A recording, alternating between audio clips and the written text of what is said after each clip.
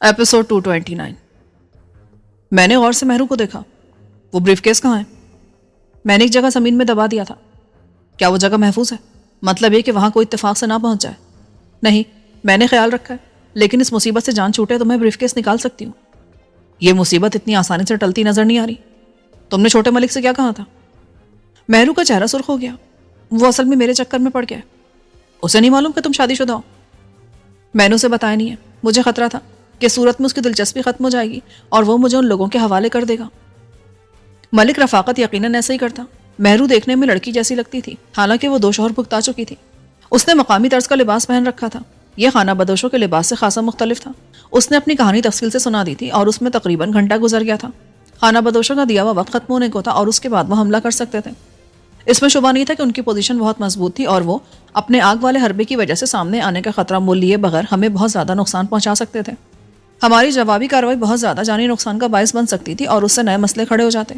ملک ریاض جیسے سیاستدان بلا وجہ ہمارے دشمن بن جاتے۔ اب تم کیا کرو گے؟ میں چاہتا ہوں کہ معاملہ پرامن طریقے سے نمٹ جائے۔ اس کا ایک ہی طریقہ ہے، میری قربانی دے دو۔ پہلے میں سمجھا تھا کہ تم سچ مچ اسی قبیلے کی لڑکی ہو اور اسی لیے میں تمہیں ان کے حوالے کرنے کو تیار ہو گیا تھا، لیکن اب معاملہ مختلف ہے۔ اگر تم مہرو نہ ہوتی تب بھی میں تمہیں ان کے حوالے نہ کرتا۔ تمہارے لیے بریف کیس بھی تو اہم ہے۔ اہم ہے، لیکن کسی انسان کی جان سے زیادہ اہم نہیں ہے۔ میں نے وسیم کو بلا لیا۔ ملک شفقت کو اوپر ہی چھوڑ دیا کیا تھا؟ میں نے وسیم کو صورتحال سے آگاہ کیا۔ اب بولو، کیا کرنا چاہیے؟ مہرو کو ان کے حوالے کرنے کا سوال ہی پیدا نہیں ہوتا۔ جنگ ناگزیر ہوگی۔ میرا خیال ہے ہمیں پہل کرنی چاہیے اور ان کو دہشت زدہ کر کے فرار پر مجبور کر دینا چاہیے۔ اس کے بعد ہم یہاں سے نکل جائیں گے۔ شفقت کا کیا ہوگا؟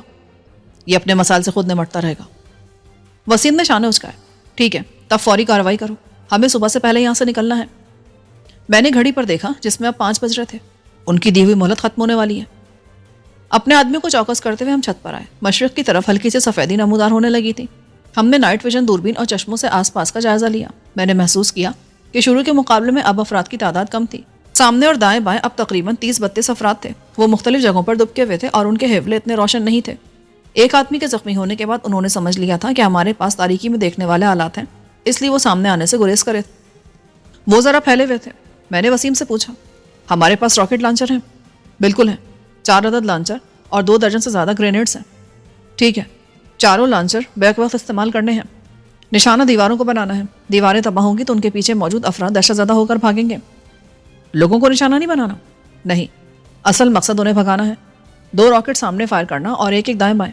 سامنے والے حصے کو صاف کرنا اصل کام ہے تاکہ ہم یہاں سے نکل سکیں۔ وسیم نیچے روانہ ہو گیا تاکہ آدمی اور ہتھیار لا سکے۔ میں بدستور دوربین سے نیچے کا معائنہ کرتا رہا۔ خانہ بدور زیادہ محتاط بھی نہ تھے۔ وہ بار بار اپنی جگہ بدل رہے تھے۔ اس کی ایک وجہ شاید سردی بھی ہو سکتی تھی جو صبح کے قریب مزاج پوچھ رہی تھی۔ ان کی یہ نقل و حرکت ہمارے لیے مشکل پیدا کر سکتی تھی، کیونکہ اگر وہ عین گرینیڈ فائر کرتے وقت اپنی جگہ سے حرکت کرتے تو ہماری احتیاط کے باوجود نشانہ بن سکتے تھے۔ کچھ دیر میں وسیم اپنے 3 دوسرے ساتھیوں کے ساتھ راکٹ لانچر لے آیا۔ گرینیڈز ایک باکس ٹائپ ڈبے میں بند تھے۔ گرینیڈ ان چاروں نے فائر کرنے تھے۔ وسیم دھیمی آواز میں انہیں بریفنگ دے رہا تھا۔ پھر وہ چاروں تیار ہو گئے۔ پہلے میرا خیال تھا کہ راکٹ ایک ساتھ فائر کیے جائیں، لیکن پھر میں نے ارادہ بدل دیا۔ وہ چاروں ایک ایک کر کے فائر کرتے تو اس کا اثر الگ ہوتا، کیونکہ الگ الگ 4 دھماکے محاصرہ کرنے والوں کے ہوش اڑا سکتے تھے۔ پہلے وسیم نے راکٹ سامنے والی دیوار کی طرف فائر کیا۔ ایک خوفناک دھماکے کے ساتھ راکٹ ٹھیک نشانے پر دیوار پر لگا اور اس کے ٹکڑے بکھر گئے۔ فوراً ہی آگ کی گیند نمودار ہوئی اور دھماکے کے بعد چیخیں سنائی دی۔ راکٹ نے تقریباً 15 فٹ کی دیوار صاف کر دی۔ یہ میرے اندازے سے زیادہ تباہ کن ثابت ہوا تھا۔ دیوار جس طرح اڑی تھی اس کے پیچھے کسی کا صحیح سلامت ہونا مشکل لگ رہا تھا۔ میں نے نائٹ ویژن آنکھوں سے ہٹا لی تھی کیونکہ وہاں اتنی حرارت ہو گئی تھی کہ کچھ دکھائی نہیں دے رہا تھا۔ البتہ لوگوں کی چیخوں پکار سنائی دے رہی تھی۔ میں نے اضطرابی لہجے میں کہا، احتیاط سے فائر کرو، یہ بہت تباہ کن ہتھیار ہے۔ نشانے سے ذرا پیچھے مارو۔ وسیم نے اپنے آدمیوں کو ہدایت کی اور انہوں نے یکے بعد دیگرے تینوں راکٹ فائر کیے۔ چند سیکنڈ بعد میں نے نائٹ ویژن لگا کر دیکھا، بچنے والے بھاگ رہے تھے۔ ان میں سے کچھ جرات کا مظاہرہ کرتے ہوئے فائر بھی کرتے جا رہے تھے، لیکن ان کے قدم نہیں رک رہے تھے۔ 4 راکٹوں نے یقیناً ان کے ہوش اڑا دیے تھے۔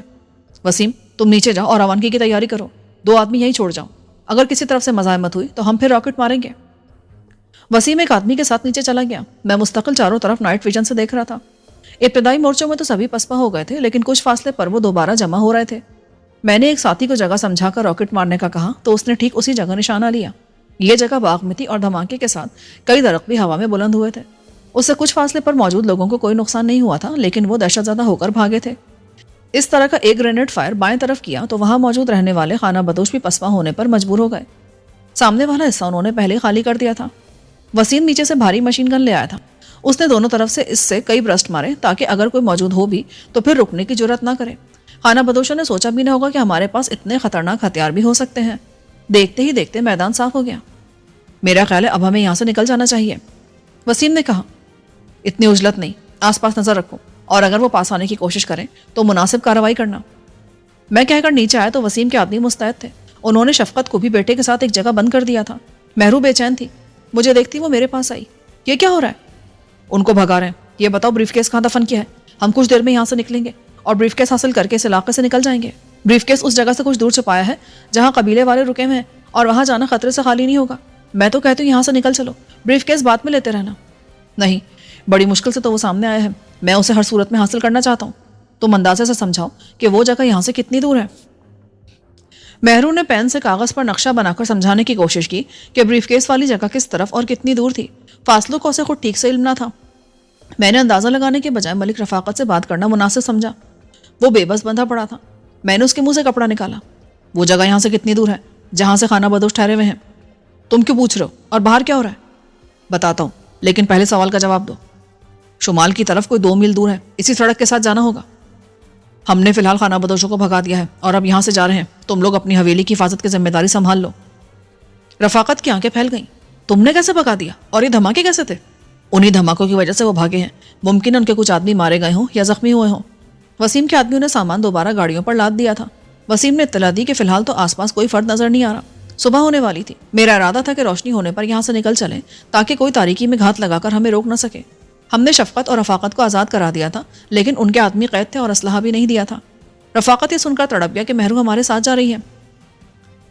اسے کیوں لے جا رہے ہو؟ میں نے نرمی سے کہا۔ برخوردار، تم اس کے بارے میں شاید کسی غلط فہمی میں مبتلا ہو۔ وہ لڑکی نہیں بلکہ ایک شادی شدہ عورت ہے اور اس کا شوہر بھی موجود ہے۔ رفاقت نے ناقابل یقین نظروں سے مہرو کی طرف دیکھا۔ یہ سچ ہے؟ ہاں، یہ سچ ہے۔ مجھے افسوس ہے کہ میں نے تم سے یہ بات چھپائی تھی۔ اپنے بیٹے کی حماقت سامنے آنے پر ملک شفقت نے اسے گھور کر دیکھا اور مجھ سے بولا، شہباز صاحب، میں آپ کا شکر گزار ہوں جو اس عورت اور خانہ بدوشوں سے میرا پیچھا چھڑوایا ہے۔ اسے تو میں لے کے جا رہا ہوں، لیکن خانہ بدوشوں کے بارے میں میں یقین سے نہیں کہہ سکتا۔ عین ممکن ہے وہ دوبارہ پلٹ کر اس طرف آئے۔ اب میں انہیں دیکھ لوں گا، اس نے حوصلے سے کہا۔ ہم چاروں گاڑیوں کے ہمراہ وہاں سے نکلے اور اوپر کی طرف روانہ ہو گئے۔ سورج ابھی مشرق سے سر اٹھا رہا تھا، لیکن پہاڑوں پر روشنی پھیل چکی تھی۔ ہم اپنے ہتھیاروں سمیت پوری طرح تیار تھے۔ وسیم ڈرائیو کر رہا تھا اور میں نے رائفل سنبھال رکھی تھی۔ 10 منٹ بعد ہم اس جگہ پہنچ گئے جہاں خانہ بدوش مقیم تھے، لیکن اب وہ جگہ خالی تھی۔ ایسا لگ رہا تھا جیسے وہاں سے پڑاؤ اٹھا لیا گیا تھا۔ مہرو، وہ اسی جگہ پر تھے؟ ہاں، لیکن ایسا لگ رہا ہے کہ وہ یہاں سے فرار ہو گئے ہیں۔ ممکن ہے ملک ریاض نے انہیں کہیں اور منتقل کر دیا ہو۔ یہ بتاؤ بریف کیس کس جگہ ہے؟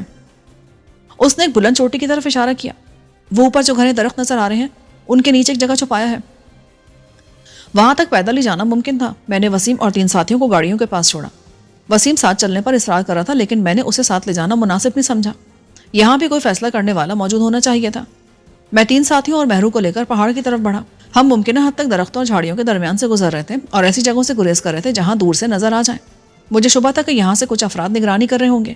خانہ بدوشوں کی غیر موجودگی سمجھ میں نہیں آ رہی تھی۔ یہ جگہ ملک ریاض کی زمینوں کے پاس تھی۔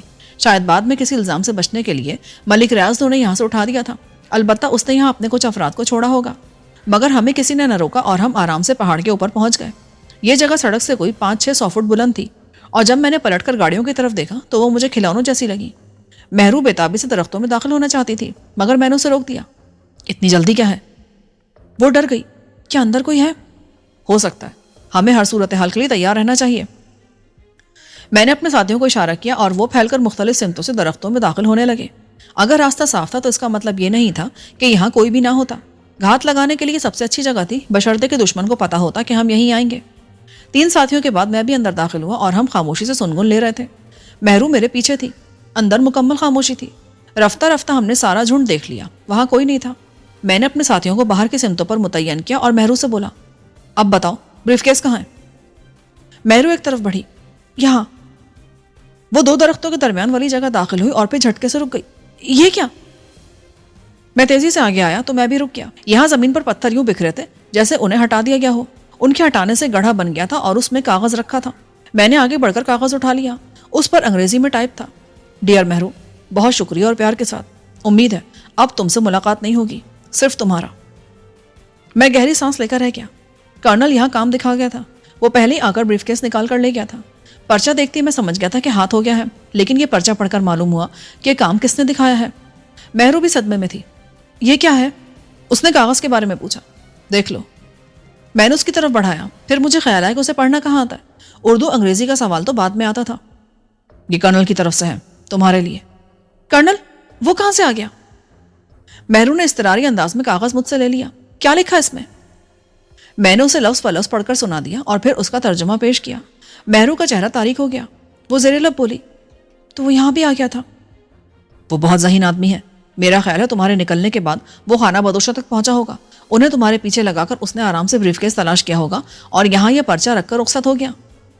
لیکن اسے کیسے پتا چلا کہ میں نے بریف کیس یہاں چھپایا ہے؟ بہت آسانی سے.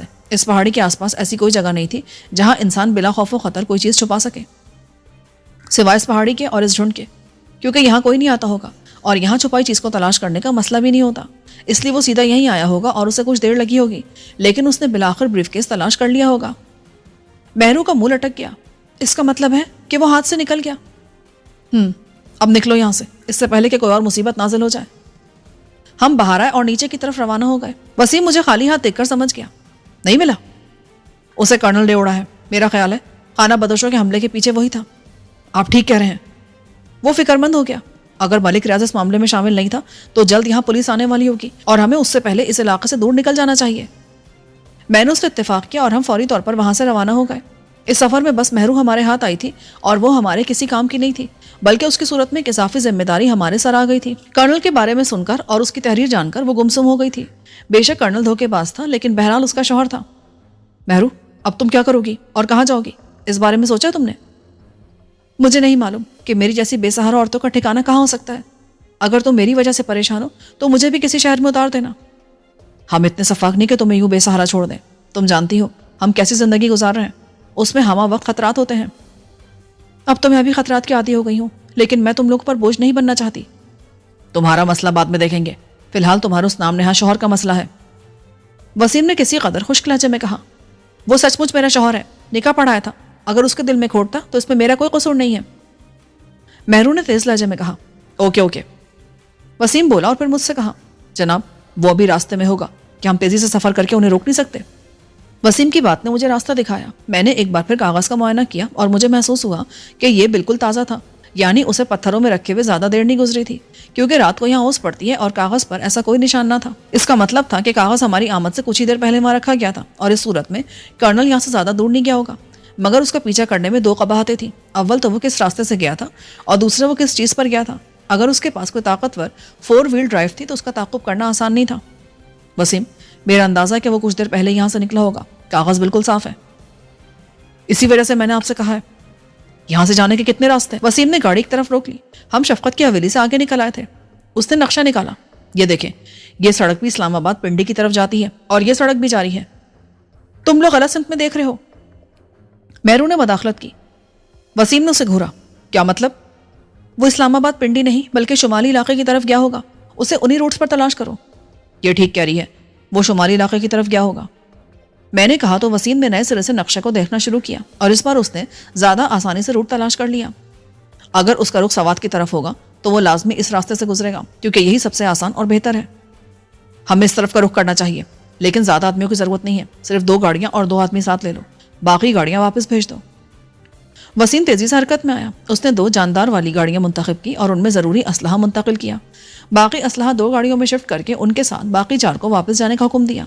انہیں عبداللہ کا نمبر دے دیا کہ وہ پنڈی پہنچ کر اسے کال کریں اور پھر جو وہ کہے ویسا ہی کریں. یہ دونوں گاڑیاں وہیں سے واپس چلی گئیں. دوسری گاڑی میں وسیم کے 2 آدمی تھے, جبکہ ہم 3 پہلی گاڑی میں تھے. یہ طاقتور انجن والی ڈبل کیبن جیپ تھی جو پہاڑی راستوں پر بھی بہترین کارکردگی کا مظاہرہ کرتی ہے. مختلف لنک سڑکوں سے گزرتے ہوئے ہم 2 گھنٹے بعد سوات جانے والی سڑک پر آ گئے. یہ پہاڑی سڑک بہت اچھی حالت میں تو نہیں تھی, لیکن پھر بھی اس قابل تھی کہ اس پر تیز رفتاری سے ڈرائیو کی جا سکتی تھی. موسم بہترین تھا اور سورج نکلا ہوا تھا, اس لیے وسیم نے اپنی ڈرائیونگ کے جوہر دکھائے. بعض اوقات تو وہ خطرناک حد تک رفتار تیز کر لیتا تھا اور مہرو کے ساتھ ساتھ میرا بھی سانس رک جاتا تھا. दोपहर तक वैसे तो सही सलामत रहे, लेकिन भूख से जान लबों पर आ गई थी, इसलिए मजबूरन एक झुग्गी होटल के सामने रुके, जहां ट्रक ड्राइवर लंच तनावुल फरमा रहे थे और डेक पर ऊंची आवाज में पश्तो गीत चल रहे थे। मेहरू के साथ यहाँ लंच करना तमाशा बन जाने के बराबर होता और हमारे पास वक्त भी ना था, इसलिए वसीम के बंदे लंच पैक करवा कर लाए। उन्होंने भुना हुआ दुम्बे का गोश्त और तंदूरी नान लिए थे, उन्हें दौरान सफर भी आसानी से खाया जा सकता था। एक बड़ा कैन पानी का लिया और हम आगे रवाना हो गए। पहले मैंने और मेहरू ने लंच किया, फिर मैंने ड्राइविंग सीट संभाली और वसीम ने लंच किया। इस तरह दूसरी गाड़ी में मौजूद 3 अफराद ने लंच किया था। वसीम खासी देर से ड्राइव कर रहा था, इसलिए इस बार ड्राइविंग मैंने संभाले रखी। 3 बजे मौसम बदलने लगा, आसमान पर घने बादल नमूदार हुए और कुछ देर बाद बारिश होने लगी। हम जैसे जैसे आगे जा रहे थे, बारिश की रफ्तार बढ़ती जा रही थी। दरअसल हम बारिश के रीजन में दाखिल हो गए थे। अब सफर मुश्किल और खतरनाक हो गया था। सूरज निकला हुआ था, लेकिन बादलों के पीछे रूपोश था, इसलिए माहौल तारीक और धुआंधार हो रहा था। ऐसी हालत में एक खास हद से ज्यादा रफ्तार खतरनाक हो सकती थी। बारिश के साथ रह रहकर बादल भी गरज रहे थे, इसलिए जब वसीम ने कहा, जनाब कहीं फायरिंग हो रही है? नहीं यार, बादल गरज रहे हैं। नहीं, ये फायरिंग की आवाज़ है। उसी लम्हे मैंने भी आवाज़ सुन ली और फिर एक मोड़ काटते ही मंजर भी सामने आ गया। एक बड़ी 4 व्हील ड्राइव सड़क के वस्त में रुकी हुई थी और जरा आगे मोड़ से कुछ अफराद उस पर गोलियां बरसा रहे थे। वसीम ने उसी जगह जीप रोकी और पीछे आने वाली गाड़ी भी रुक गई। फिर हम जरा रिवर्स में आए, क्योंकि उस जगह तक गोलियां आ रही थी। महफूज मकाम पर आते ही मैं और वसीम नीचे उतरे। बारिश ने फौरन ही मिजाज पूछा। पानी के कतरे सीधे जैसे किसी फ्रीजर से आ रहे थे। वसीम ने दूर मार स्नाइपर राइफल निकाली और मेरी तरफ देखा। मैं ऊपर जा रहा हूँ, उन अफराद को निशाना बनाने की कोशिश करता हूँ जो 4 व्हील पर गोलियां बरसा रहे हैं। सुनो, तुम इस मामले में दखल क्यों दे रहे हो? मेहरू ने गाड़ी से झांक कर कहा। क्योंकि हमें दखल देने की आदत है, वसीम ने जवाब दिया और राइफल लेकर मोड़ की तरफ बढ़ गया। मैं उसकी हिकमत अमली समझ गया था। वो ऊपर से उन लोगों को ज्यादा आसानी से निशाना बना सकता था जो खुद का राइफलों से गोलियों की बारिश कर रहे थे। उनका अंदाज ऐसा था जैसे वो 4 व्हील ड्राइव में मौजूद हर जीरू को फौत करना चाहते हो। उनसे निमटने की 2 वजूहात थी। एक तो उनका यही कातलाना मूड और दूसरे वो हमारे रास्ते में हायल थे। जाहिर है वो शराफत से हमें आगे कहाँ जाने की इजाजत देते। पिछली गाड़ी से भी 2 अफराद उतर कर आ गए। वो भी पूरी तरह मुसल्लह थे। एक को उन्होंने गाड़ी में छोड़ दिया था। मैंने नाइट विजन दूरबीन ली। मोड़ तक आकर मैंने दूरबीन से जायजा लिया। फौरन ही मुझे 4 व्हील ड्राइव में एक धब्बा दिखाई दिया, यानी उसमें कोई जिंदा फर्द मौजूद था। फिर मैंने दूरबीन को मोड़ पर छुपे अफराद पर फोकस किया। वहां 3 अफराद थे और उनके हाथों में मौजूद खुद का राइफल रह रहकर शोले उगल रही थी, जो उस दूरबीन से साफ दिखाई दे रहे थे। गोलियां 4 व्हील से टकराने की आवाज यहाँ तक सुनाई दे रही थी। उसी लम्हे स्नाइपर राइफल चलने की आवाज आई और 3 में से एक गिर गया। वो गिरते साकित हो गया। बाकी 2 ने घबराकर फायरिंग रोकी और आसपास देखने लगे। इस बार वसीम ने एक के निचले धड़ का निशाना लिया और वो धड़ाम से नीचे गिरा। दूसरे ने उसे हाथ पकड़कर पीछे खींच लिया। अब मौका था। मेरे साथ आओ, मैंने उन दोनों से कहा और झुककर 4 व्हील ड्राइव की तरफ बढ़ने लगा। वो मेरे पीछे थे। 4 व्हील ड्राइव को 100 गज दूर खड़ी थी। उस तक पहुंचकर मैंने दोबारा दूरबीन से अगले मोड़ का मुआयना किया, लेकिन अब वहां कोई हेवला रोशन नहीं था। अगर पहले वाला बच गया था तो उसके साथी उसे भी उठाकर ले गए थे। मैंने एक साथी को इशारा किया और वो पहाड़ी की दीवार के साथ साथ मोड़ की तरफ जाने लगा। मैंने 4 व्हील का अकबी दरवाजा खोला और अंदर झांका। एक शख्स स्टीयरिंग व्हील के साथ खाली जगह दुबका था। उसने दरवाजा खुलने की आहट पर हरकत करने की कोशिश की, लेकिन वो जख्मी था, इसलिए बस हिलका रह गया। हम दुश्मन नहीं हैं, तुम पर फायरिंग करने वालों को मार भगाया है, वो कराहा। मैंने इस बार 4 व्हील का अगला दरवाजा खोला और जख्मी को सीधा किया तो दम बखुद रह गया। गुज़िश्ता 24 घंटे शायद मेरी हैरत के लिए मखसूस थे। पहले गैर मुतवक्को तौर पर मेहरू मिल गई थी और उसने ब्रीफकेस का भी बता दिया था। फिर ब्रीफकेस कर्नल ज़रस्की उर्फ अब्दुल रहमान ले भागा था और अब वही कर्नल मेरे सामने जख्मी हालत में मौजूद था। उसकी जैकेट सीने और पेट वाली जगह से सुर्ख हो रही थी और वो नीम व आंखों से मुझे देख रहा था। मैंने एहतियात से उसे खींचकर बराबर वाली सीट पर डाला और सीट को मुमकिन हद तक पीछे कर दिया। तभी मुझे दोनों सीटों के दरमियान चीज़ें रखने वाली मखसूस जगह पर चीनी ब्रीफकेस नजर आ गया, लेकिन फिलहाल कर्नल मेरी तवज्जो का ज़्यादा मुस्तहक था। बहरहाल कर्नल और ब्रीफकेस देखते ही मुझे उन लोगों पर फायरिंग का जो थोड़ा बहुत अफसोस था वो खुशी में बदल गया। मैंने अपने साथियों से कहा, होशियार रहना और अगर कोई मदाखलत करे तो बेतरक फायर कर देना, ये दुश्मन है। मैं होशियार हूँ जनाब, उसने मुस्तैदी से कहा। मैंने कर्नल की जैकेट खोली। उसके सीने और पेट पर 2 गोलियां लगी थी। सीने पर गोली दाएं तरफ थी, यानी दिल को नुकसान नहीं हुआ था, लेकिन फेफड़ा मुतासर हुआ था। पेट वाली गोली शायद आंतों को नुकसान करती निकल गई थी। किसी अहम अज़ू को नुकसान नहीं हुआ था, लेकिन उसका खासा खून बह चुका था। इसका अंदाज़ा मुझे वहाँ सीटों और नीचे मौजूद खून की मिकदार से हुआ। उसको फौरी तिब्बी इमदाद की ज़रूरत थी। उसके जख्मों से अब भी रह रहकर खून उबल रहा था। मैंने अपने साथी को वहीं रुकने का इशारा किया और वापस गाड़ी की तरफ भागा। उसमें तिब्बी इमदाद की किट मौजूद थी। वसीम नीचे आ गया। मैंने उसे कर्नल के बारे में बताया तो वो दंग रह गया। मेहरू तड़प कर गाड़ी से बाहर आ गई। अब्दुल रहमान, वो यहाँ है? वो कर्नल ज़रस्की है, जख्मी है, मैं उसे देखने जा रहा हूँ। मैंने नरमी से कहा, इसका मतलब है कि फतेह खान भी कहीं आसपास मौजूद है? वसीम बोला, मैंने एक को शूट करके ठीक किया, बहरहाल 2 भाग गए हैं। میں نے میڈیکل کٹ نکالی اور وسیم کے ساتھ 4 وہیل تک آیا. ڈرائیونگ سیٹ والے حصے سے اندر آ کر میں نے کٹ سے خون روکنے والے پیڈ نکال کر زخموں پر رکھے اور مضبوطی سے چپکنے والے ٹیپ سے انہیں باندھ دیا. وسیم میرے ساتھ تھا. اسے فوری کسی اسپتال پہنچانا ہوگا جناب، ورنہ یہ زیادہ خون بہنے سے مر جائے گا. میرا بھی یہی خیال ہے. تم گاڑی یہاں لاؤ اور اپنے آدمیوں کو الرٹ کر دو. مجھے تمہارا خیال درست رکھ رہا ہے. فتح خان آس پاس موجود ہے، یہ اسی کے آدمی ہو سکتے ہیں. ہمیں واپس جانا ہوگا. وسیم بریف کیس نکال کر لے گیا. اس دوران میں محروم منع کرنے کے باوجود گاڑی سے اتر کر بھیگتی بھی وہاں آ گئی. کرنل کو اس حالت میں دیکھ کر وہ رونے لگی. میرے خیال میں وہ جذباتی ہو رہی تھی کیونکہ کرنل اس سے کام نکل جانے کے بعد اسے اپنی زندگی سے خارج کر چکا تھا. بہرحال یہ اس کا ذاتی مسئلہ تھا، اس لیے میں نے اسے منع نہیں کیا. وسیم گاڑی لے آیا. ہم نے کرنل کو پچھلی سیٹ پر شفٹ کیا. محرو اس کے ساتھ بیٹھ گئی اور اس کا سر اپنی گود میں رکھ لیا. جب میں نے کرنل کو دیکھا تو اس وقت وہ نیم غشی کی کیفیت میں تھا، لیکن اب وہ مکمل بے ہوش تھا. وہ بریف کیس حاصل کر کے واپس جا رہا تھا کہ اس پر حملہ ہوا اور وہ شدید زخمی ہو گیا تھا. گاڑی میں خود کا رائفل موجود تھی. کرنل اس سے اپنا دفاع کرتا رہا تھا مگر حملہ آور تعداد میں زیادہ تھے. ان کی فائرنگ سے وہ زخمی ہوا اور اگر ہم وہاں نہ پہنچتے تو حملہ آور یقیناً اسے مار چکے ہوتے. اس علاقے میں سب سے بڑا شہر ایبٹ آباد تھا. وہاں کرنل کو طبی امداد مل سکتی تھی. میں نے نقشہ پھیلا کر دیکھا. ایبٹ آباد یہاں سے کوئی 2 گھنٹے کی مسافت پر تھا، لیکن اس موسم میں گاڑی ایک حد سے زیادہ رفتار پر نہیں چلائی جا سکتی تھی. محرو ہر تھوڑی دیر بعد رفتار بڑھانے کو کہتی اور وسیم ہر بار اسے بتاتا کہ اس سے زیادہ رفتار سے گاڑی نہیں چل سکتی. ایک بار اس نے تنگ آ کر کہا، تم کیوں رو رہی ہو؟ کہ تمہیں چھوڑ کر جا رہا تھا. تم ٹھیک کہتے ہو مگر میں کیا کروں، میں عورت ہوں اور یہ جیسا بھی ہے میرا شوہر ہے. فکر مت کرو محرو، اس سے کچھ نہیں ہوگا. میں نے تسلی دی. کرنل سخت جان فوجی رہا ہے اور گولیوں کا زخم اس کے لیے اجنبی نہیں ہے. کچھ عرصہ پہلے اس کے شانے پر بھی گولی لگی تھی، لیکن تم دیکھو اس کا زخم مندمل ہو چکا ہے. میں نے پچھلی گاڑی والوں کو کہا تھا کہ وہ عقب کی طرف سے ہوشیار رہیں. مجھے ڈر تھا کہ فتح خان اس شکست کے باوجود پیچھا کر سکتا تھا. سب بارش میں بھیگ گئے تھے، اس لیے گاڑیوں کے ہیٹر آن کر لیے گئے. اس سے کچھ دیر میں کپڑے سوکھنے لگے. میں نے ہلکی جیکٹ اتار کر سامنے ڈیش بورڈ پر ڈال دی تاکہ اندر کی شرٹ ٹھیک سے خشک ہو سکے. گرمائش سے کرنل کو بھی فائدہ ہوا تھا. اس کی سانس کی رفتار بہتر ہوئی تھی اور چہرے کی رنگت بحال ہو گئی تھی. جیسے جیسے ایبٹ آباد قریب آ رہا تھا ہمارے ذہنوں میں دوسرے مسائل سر اٹھا رہے تھے. ان میں سب سے اہم مسئلہ پولیس کا تھا. وسیم، اگر اسے چھوڑنے اسپتال تک گئے تو وہاں پولیس ہمیں نہیں چھوڑے گی. رائٹ. اس مسئلے کا کیا حل ہو سکتا ہے جناب؟ اس لیے اسے اس طرح اسپتال پہنچانا ہے کہ ہم سامنے نہ آئیں. میرے ذہن میں ایک آئیڈیا ہے.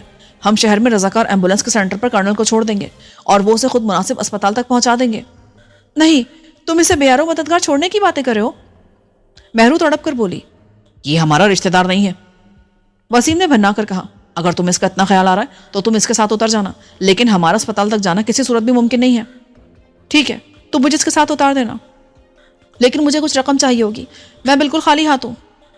اوکے، ہم تمہیں رقم دے سکتے ہیں، لیکن میرا خیال ہے کرنل خالی جیب نہیں ہوگا. تم دیکھو ذرا. محرو نے اس کی تلاشی لی تو اس کے پرس میں اچھی خاصی رقم پائی گئی. 5000 والے اور 1000 والے خاصے نوٹ تھے. پھر اس کی جیکٹ کے اندرونی جیب سے 5000 والی 2 عدد گڈیاں نکلی. میں نے ہنس کر کہا، تم بلا وجہ پریشان ہو رہی تھی بھائی. تمہارا شوہر کروڑ پتی ہے اور کبھی خالی جیب نہیں ہوتا. تمہیں معلوم ہے اس نے بھارتیوں سے میرا سودا 20 لاکھ ڈالرز میں کیا تھا. اس نے مجھے بھارتیوں کے حوالے کر دیا تھا، لیکن ساتھ ہی ایسا بندوبست بھی کیا تھا کہ میں بھارتیوں کی قید میں نہ رہوں. نہیں، یہ تم لوگوں کا آپس کا معاملہ ہے. میں بھی کرنل کے لیے تم لوگوں سے کوئی رعایت طلب نہیں کروں گی. اس نے آنسو پوچھے. ٹھیک ہے، تم مجھے ایمبولینس سینٹر پر اتار دینا، میں اسے خود کسی اسپتال لے جاؤں گی. شہر شروع ہو گیا تھا اور موسم بھی اچھا ہو گیا تھا. اگرچہ اب شام ہو رہی تھی اور تاریکی چھانے کو تھی، لیکن بارش والا موسم نہیں تھا. تاریکی اچھی ثابت ہوئی. بالآخر ہم ایمبولینس سینٹر جا پہنچے اور وہاں محرو خود اتر کر ایمبولینس کے لیے بات کرنے گئی. اس نے پتہ نہیں کیا کہانی سنائی کہ اندر سے فوراً 2 عدد رضاکار آئے اور انہوں نے ایک ایمبولینس سے اسٹریچر اتارا اور کرنل کو اس پر شفٹ کرنے لگے. انہیں سنانے کے لیے محرو نے ہم سے کہا، بھائیوں، میں آپ کی بہت شکر گزار ہوں جو آپ نے میرے زخمی شوہر کو یہاں تک پہنچایا. یہ تو ہمارا فرض تھا، میں نے رسمی انداز میں کہا اور فوراً ہم وہاں سے نکل لیے. ہمارے جانے کے دوران ہی ایمبولینس حرکت میں آ گئی تھی کیونکہ کرنل کی حالت بہت نازک تھی. محرو اس کے ساتھ ہی ایمبولینس میں موجود تھی. انہیں خدا اور حالات کے حوالے کر کے ہم فوری طور پر آگے بڑھ گئے. ہمارا جلد از جلد یہاں سے نکل جانا ضروری تھا. ڈنر ہم نے شہر سے باہر ایک اچھے ریسٹورینٹ میں کیا، مگر گاڑیاں اکیلے نہ چھوڑنے کے خیال سے اس میں خاصا وقت لگ گیا تھا. یوں ہم نے 2 باریوں میں ڈنر مکمل کیا. رات 9 بجے پنڈی کی طرف روانہ ہوئے تو تھکن سے سب کا برا حال تھا. ہم نے واپسی کے لیے مری والا راستہ اختیار کیا تھا. یہ شارٹ بھی پڑتا اور مری ہائی وے سے ہم سیدھا عبداللہ کے نئے ٹھکانے پر پہنچ سکتے تھے. مگر مشکلیں بھی تمام نہیں ہوئی تھیں. ابھی ہم مری سے بھی دور تھے کہ ایک جگہ روشنیاں دکھائی دی. یہ بھی کوئی اچھا سیاحتی مقام تھا کیونکہ سڑک کے ساتھ کئی ہوٹلز اور گیسٹ ہاؤسز دکھائی دے رہے تھے. دکانیں اور شاپنگ کے مراکز بھی تھے. یہاں سے دن میں خاصا ٹریفک گزرتا تھا، لیکن اس وقت وہاں بہت گاڑیاں تھیں. جیسے ہی ہم ایک جگہ مڑے، نیچے گاڑیاں رکی ہوئی دکھائی دی. ان میں پولیس کی گاڑیاں بھی شامل تھیں جن کے اوپر روشنیاں گھوم رہی تھیں. وسیم بے ساختہ بولا، پولیس؟ نہیں یار، یہ کوئی اور چکر ہے، گاڑیاں رکی ہوئی ہیں، شاید کچھ ہوا ہے آگے، اس صورت میں آگے جانا ٹھیک نہیں ہوگا، وسیم نے کہا اور گاڑی کو ریورس میں لے جانے لگا۔ ایک مناسب جگہ اس نے گاڑی گھما کر اس کا رخ دوسری طرف کر دیا۔ دوسری گاڑی ہمارے ساتھ ساتھ تھی۔ وسیم نے اس میں موجود ایک آدمی کو بلایا۔ نیچے جا کر دیکھو کیا ہوا ہے، ٹریفک جام کیوں ہے؟ میں نے کہا عام طور سے اس کی ایک ہی وجہ ہوتی ہے اور وہ ہے لینڈ سلائڈنگ۔ بعض اوقات کوئی بڑی گاڑی الٹ جاتی ہے اور اس سے بھی سڑک بند ہو جاتی ہے، وسیم نے جواب دیا۔ 10 منٹ بعد اس کا آدمی واپس آ گیا۔ اس نے میرے اندیشے کی تصدیق کر دی۔ جناب، یہاں لینڈ سلائڈنگ ہو گئی ہے، ابھی ٹریکٹر بھی نہیں آیا ہے جو سڑک کو صاف کریں۔ وہاں موجود لوگوں کا کہنا ہے کہ صبح سے پہلے سڑک کلیئر نہیں ہوگی، لگتا ہے آج رات یہیں کہیں رکنا پڑے گا۔ واپس چلو وسیم، اس سے پہلے کہ دوسرے لوگ بھی آ جائیں اور ہوٹلوں میں جگہ نہ رہے۔ وسیم نے اتفاق کیا اور ہم واپس اسی راستے پر چل پڑے، مگر مقصد واپسی نہیں تھا۔ اتنا طویل سفر طے کر کے کسی دوسرے راستے سے پنڈی تک جانے میں ویسے ہی صبح ہو جاتی، اس لیے اب کسی جگہ رکنا مجبوری تھی۔ وسیم نے نظر آنے والے پہلے گیسٹ ہاؤس کے ساتھ سڑک پر گاڑی روک لی۔ وہ خود اتر کر اوپر گیا اور فوراً واپس آیا۔ یہاں تو لان تک بک ہو گئے ہیں۔ میں نے ٹھنڈی سانس لی۔ ایسا لگ رہا ہے آگے بھی کچھ ایسے ٹریفک جام ملے گا۔ میرا یہ اندیشہ بھی درست ثابت ہوا۔ لینڈ سلائڈنگ سرے شام سے شروع ہو گئی تھی اور اس راستے سے گزر کر جانے والے اب اگلی صبح تک ٹھہرنے پر مجبور تھے، اس لیے تمام ہوٹلز اور گیسٹ ہاؤسز فل ہو چکے تھے اور کہیں اور جگہ نہ تھی۔ بڑی مشکل سے کمرہ ملا جس میں 3 سے زیادہ افراد کو ٹھہرنے کی اجازت نہیں تھی۔ وسیم کے آدمیوں نے کہا کہ وہ گاڑیوں میں رات گزار لیں گے۔ ان میں سے کوئی ہمارے ساتھ رکنے کو تیار نہیں ہوا۔ گاڑیوں کو اکیلا نہیں چھوڑ سکتے تھے، ان میں اچھا خاصا اسلحہ تھا اور اسے ہوٹل میں بھی نہیں لے جا سکتے تھے۔ ہوٹل کسی قدر بلندی پر تھا۔ جب ہم کمرے میں آئے تو خوش قسمتی سے یہاں میرے موبائل پر سگنل آ گئے۔ میں نے عبداللہ کو کال کی۔ میری آواز سن کر وہ خوش ہو گیا۔ شکر ہے آپ لوگوں کی آواز تو سنائی دی، لیکن ہے کہاں آپ لوگ؟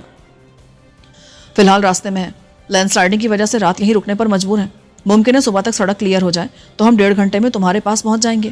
یہ بتاؤ باقی 2 گاڑیاں اور بندے پہنچ گئے؟ جی وہ آ گئے ہیں، سب اوکے ہیں۔ آواز مشکل سے اور کٹ کٹ کر آ رہی تھی، اس لیے زیادہ دیر بات نہیں ہو سکی۔ وسیم گاڑی سے بریف کیس اور رقم والا سوٹ کیس لے آیا تھا۔ یہ ہمارے پاس ہی تھے، اس میں اب بھی 1.5 کروڑ کے قریب رقم موجود تھی۔ مرشد کے دیے اس تحفے سے ہم نے اب تک بہت فائدے اٹھائے تھے، اس کے باوجود اس میں سے 1/4 سے زیادہ رقم خرچ نہیں ہوئی تھی۔ میں نے چینی بریف کیس کا معائنہ کیا، یہ وہی بریف کیس تھا اور کسی نے اسے غلط طریقے سے کھولنے کی کوشش نہیں کی تھی، ورنہ یہ اب تک اپنے اندر موجود رازوں سمیت فنا ہو چکا ہوتا۔ وسیم نے کہا میرا خیال ہے آپ کو سامنے آئے بغیر بریف کیس چینی سفارت خانے بھجوا دینا چاہیے۔ وجہ؟ اس نے حیرت سے میری طرف دیکھا۔ وجہ آپ کے سامنے ہے، آپ چینیوں کے نزدیک ویسے ہی مشکوک ہیں اور وہ آپ کی تصویر بھی پاکستانی حکام کو دے چکے ہیں۔ اس صورت میں بعد میں کوئی خرابی سامنے آتی ہے تو چینی حکام آپ کا مطالبہ بھی کر سکتے ہیں۔ آپ کا ان کے سامنے آنا کسی صورت بھی مناسب نہیں ہے۔ وسیم نے درست تجزیہ کیا تھا۔ اگرچہ ہم نے بریف کیس حاصل کر لیا تھا اور نیک نیتی سے اسے چین کو واپس بھی کرنا چاہتے تھے، لیکن ساتھ ہی یہ خدشہ بالکل سامنے تھا کہ اگر بعد میں کوئی پرابلم ہوا تو میں مشکل میں پڑ سکتا تھا۔ وسیم سے گفتگو کے دوران اچانک مجھے میجر آدم کا خیال آیا۔ وہ فوج کی انٹیلیجنس میں تھا اور اس نے میرا فیور کیا تھا۔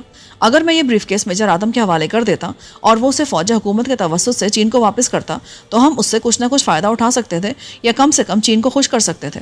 میں نے وسیم سے اس بارے میں مشورہ کیا تو اس نے کہا آپ دیکھ لیں، ویسے مجھے بھی یہ خیال اچھا لگا ہے، لیکن آپ اس سے رابطہ کیسے کریں گے جبکہ آپ اس کا اصل نام بھی نہیں جانتے؟ یہ درست تھا کہ میں اس کا نام نہیں جانتا تھا، نہ ہی مجھے اس سینٹر کے بارے میں علم تھا جہاں تفتیش کی غرض سے مجھے رکھا گیا تھا۔ میں کس طرح اس سے رابطہ کر سکتا تھا؟ پھر مجھے مری آرمی ریسٹ ہاؤس کا خیال آیا جہاں میں نے ایک رات گزاری تھی، اور یقیناً وہاں میرے لیے کچھ نہ کچھ اندراج کیا گیا ہوگا کہ میں کس کے توسط سے وہاں رکا تھا۔ اگر میں کوشش کرتا تو شاید مجھے وہاں سے میجر آدم کا کوئی نمبر مل جاتا۔ مری ریسٹ ہاؤس یہاں سے زیادہ دور نہیں تھا، لیکن وہاں تک جانے کے لیے اسی سڑک سے گزرنا تھا، اور جب تک کہ سڑک کھل نہیں جاتی ہم آگے سفر نہیں کر سکتے تھے۔ مجھے اصل خطرہ فتح خان سے تھا۔ مجھے یقین تھا کہ وہ پیچھے ہوگا۔ وسیم نے چائے منگوا لی تھی، وہ اب غور سے مجھے دیکھ رہا تھا۔ آپ کچھ پریشان لگ رہے ہیں؟ ہاں، کیونکہ واسطہ فتح خان سے ہے۔ وہ نہایت شاطر آدمی ہے، ہمیشہ وہاں سے وار کرتا ہے جہاں سے آدمی نے سوچا بھی نہیں ہوتا۔ آپ کا خیال ہے کہ وہ ہمارا تعاقب کرتا ہوا یہاں بھی آ سکتا ہے؟ بالکل، کیونکہ یہ بریف کیس اس کے لیے نہایت اہم ہے اور وہ اس کی خاطر مجھے قتل تک کرنے کو تیار ہو گیا تھا۔ وہ اس بات کو راز رکھنا چاہتا تھا کہ وہ بریف کیس کے چکر میں ہے۔ اسے معلوم تھا کہ میں لازمی ٹانگ اڑاؤں گا، اس لیے اس نے پہلے میرا پتہ صاف کرنے کا فیصلہ کیا تھا۔ وہ تو کرنل نے عین موقع پر مداخلت کر دی تھی۔ وسیم مسکرا دیا۔ آپ کی کہانیاں بعض اوقات الف لیلا کی طرح ناقابل یقین لگتی ہیں۔ اکثر قسمت آپ پر مہربان رہتی ہے۔ اس کی وجہ یہ ہے کہ میں ہمیشہ پازیٹیو انداز میں سوچتا ہوں، کبھی جان بوجھ کر کسی کو نقصان نہیں پہنچاتا۔ ٹھیک کہہ رہے ہیں، بلکہ بعض اوقات تو آپ مہاتما بدھ بن جاتے ہیں اور آپ کی اہنسا کی پالیسی ہمیں تکلیف دیتی ہے، لیکن اس پالیسی کے نتائج سامنے آتے ہیں تو ہم حیران رہ جاتے ہیں۔ آپ کے دشمن آپ کے لیے پریشانی کا باعث تو بنتے ہیں، لیکن بالآخر وہ خود اپنے انجام کو پہنچتے ہیں اور آپ کو ان کے خون کا داغ اپنے دامن پر نہیں لینا پڑتا۔ شاید تمہارا اشارہ شہلا کی طرف ہے۔ ہاں، میں اسے بار بار چھوٹ دینے کے خلاف تھا۔ میرے نزدیک وہ زہریلی ناگن تھی جس کا سر پہلی فرصت میں کچل دینا چاہیے تھا، لیکن جب وہ اپنے انجام کو پہنچی تو مجھے اسے دیکھ کر ترس آیا تھا۔ میں نے سر ہلایا۔ دیکھا جائے تو ایک ایک کر کے ہمارے سارے دشمن مکافات عمل کا شکار ہو رہے ہیں، فاضلی زندگی اور موت کی کشمکش میں ہیں۔ نادر ناکارہ ہو گیا ہے اور اسی کی مدد سے مجھے مقدمات سے نجات ملے گی۔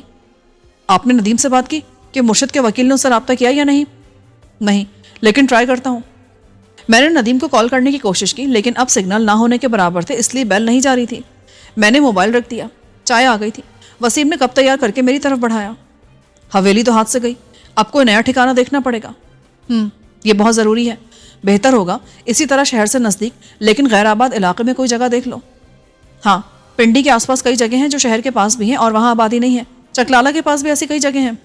نہیں یار، وہ ہائی سیکیورٹی کا ایریا ہے۔ میرا تو خیال ہے تلک گنگ یا خانپور کے آس پاس دیکھو۔ کمرے میں ٹی وی تھا لیکن کیبل آف تھا، اس لیے بیکار تھا۔ میں جاننا چاہتا تھا کہ چشتی کے ساتھ کیا گزری اور کل کے ریڈ پر پولیس اور انتظامیہ کا کیا نقطہ نظر تھا۔ میں نے روم سروس کال کی۔ آج کا اخبار مل سکتا ہے؟ بے شک استعمال شدہ ہو۔ کوشش کرتا ہوں سر، کلرک نے جواب دیا، لیکن اس نے کچھ دیر بعد آج کے کئی اخبارات کا ایک پرندہ بھیج دیا۔ یہ یقیناً لاؤنج کے اخبارات تھے کیونکہ ان میں سے کئی صفحے غائب تھے۔ بہرحال کام کی خبر مل گئی۔